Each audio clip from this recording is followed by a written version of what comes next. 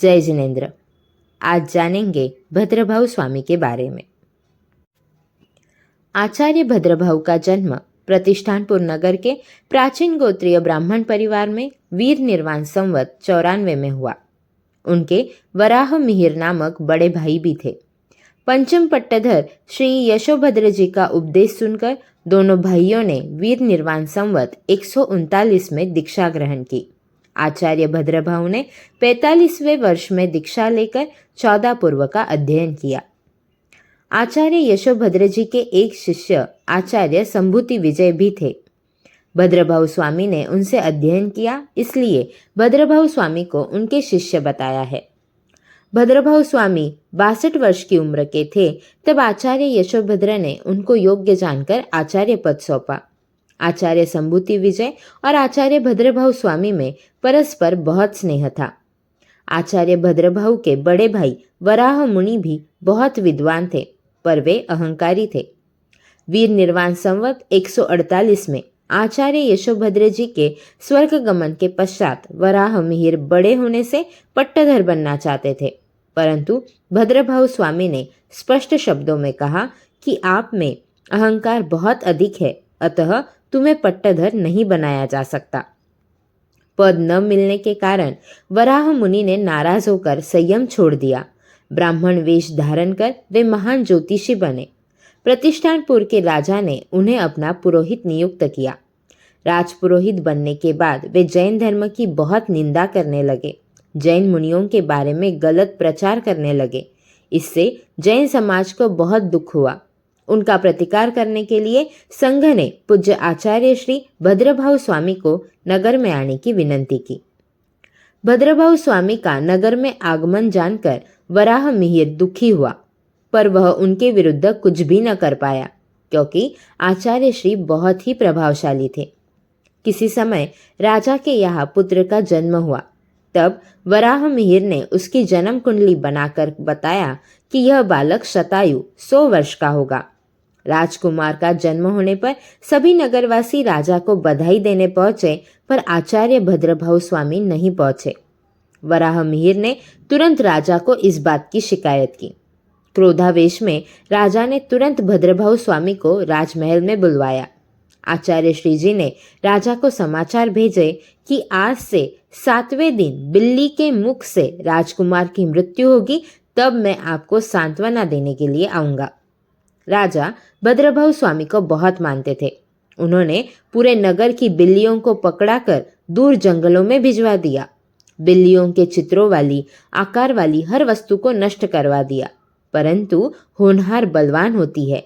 7वें दिन धाय माता कुंवर को गोद में लेकर दूध पिलाने बैठी थी। वह बैठे बैठे द्वार बंद करने लगी तो द्वार में लगाने की अर्गला राजकुमार पर गिरी और उसकी मृत्यु हो गई। उस अर्गला के किनारे पर बिल्ली का मुख अंकित था। कुंवर की मृत्यु के समाचार सुनकर आचार्य श्री राजा को सांत्वना देने राजमहल में पहुंचे। राजपुरोहित भी वही थे। अपनी भविष्यवाणी झूठी साबित होने से अपमानित हुए वराह मिहिर बहुत दुखी हुए। उन्होंने पुनः जैन दीक्षा ली और उग्र तप करने लगे, परंतु अंतर हृदय से अहंकार की आलोचना किए बिना ही काल करके व्यंतर देव बने। जैन धर्म के द्वेषी वे व्यंतर देव तपस्वी महात्माओं को कष्ट देने लगे। श्रावकों एवं जनता को भी द्वेष बुद्धि से अनेक प्रकार के रोगों एवं व्याधियों से पीड़ित करने लगे। तब आचार्य श्री जी ने पूर्व से उद्धृत कर महाप्रभावशाली 5 गाथा वाले उवसग्गहरम स्तोत्र की रचना की। उससे सारे व्यंतरकृत उपसर्ग शांत हुए, सर्वत्र शांति व्याप्त हो गई। आचार्य श्री जी के प्रभाव से प्रभावित होकर प्रतिष्ठानपुर के राजा जीतशत्रु ने श्रावक व्रत ग्रहण किए। वे जैन धर्म के अनुयायी बने, न्यायपूर्वक प्रजा का पालन करने लगे। आचार्य भद्रभाऊ के समय पाटलिपुत्र में आगमों की प्रथम वाचना हुई। एक बार 12 वर्ष का भयंकर दुष्काल पड़ा।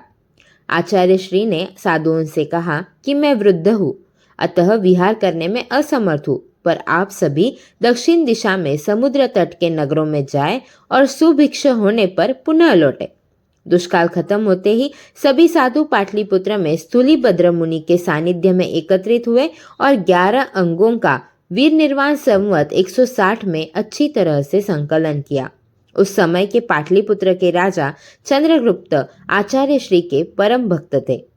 एक बार राजा चंद्रगुप्त ने पौषधशाला में पाक्षिक पौषध किया। उन्होंने रात्रि के अंतिम प्रहर में जब निद्रा ग्रहण की, वे जब सोए थे तब 16 स्वप्न आए। उन स्वप्नों का अनिष्ट फल सुनकर चंद्रगुप्त राजा संसार से विरक्त हो गए। राजा ने अपने पुत्र बिंदुसार का राज्याभिषेक कर आचार्य भद्रभाऊ के समीप दीक्षा ले ली। फिर दक्षिण की ओर जैन धर्म के प्रचार में लग गए। छठे पट्टधर आचार्य संभूति विजय के स्वर्गारोहण के बाद वीर निर्वाण संवत 156 में संघ की व्यवस्था भद्रभाऊ स्वामी ने संभाली। वीर निर्वाण संवत 170 अर्थात 14 वर्ष तक भारत के विभिन्न क्षेत्रों में विचर कर जैन शासन का प्रचार किया। उन्होंने दशाश्रुत स्कंद, बृहत कल्प, व्यवहार और निषेध, इन 4 छेद सूत्र और कल्पसूत्र की रचना की। वे महावीर स्वामी के शासन काल में पंचम श्रुत केवली एवं अंतिम चतुर्दश पूर्वधर थे। उन्होंने आचारांग, सूत्रकृतांग, आवश्यक, दशवैकालिक, उत्तराध्ययन, दशाश्रुत स्कंद, बृहत कल्प सूत्र, व्यवहार सूत्र, सूर्य प्रज्ञप्ति, ऋषि भाषित, इन सूत्रों की निरुक्ति व्याख्या भी की। भद्रभाऊ संहिता तथा 1.25 लाख पद वाले वासुदेव चरित्र नामक ग्रंथ लिखे। वर्तमान में वे ग्रंथ अनुपलब्ध है। आर्य स्थूलीभद्र जैसे श्रमण श्रेष्ठ को 2 वस्तु कम 10 पूर्व का अर्थ सहित ज्ञान और अंतिम 4 पूर्व के मूल की वाचना देकर पूर्वगत ज्ञान को नष्ट होने से बचाया। वे अपने समय के घोर तपस्वी, महान नैमित्तिक, धर्मोपदेशक, अद्भुत योगी एवं उद्भट विद्वान पुरुष थे।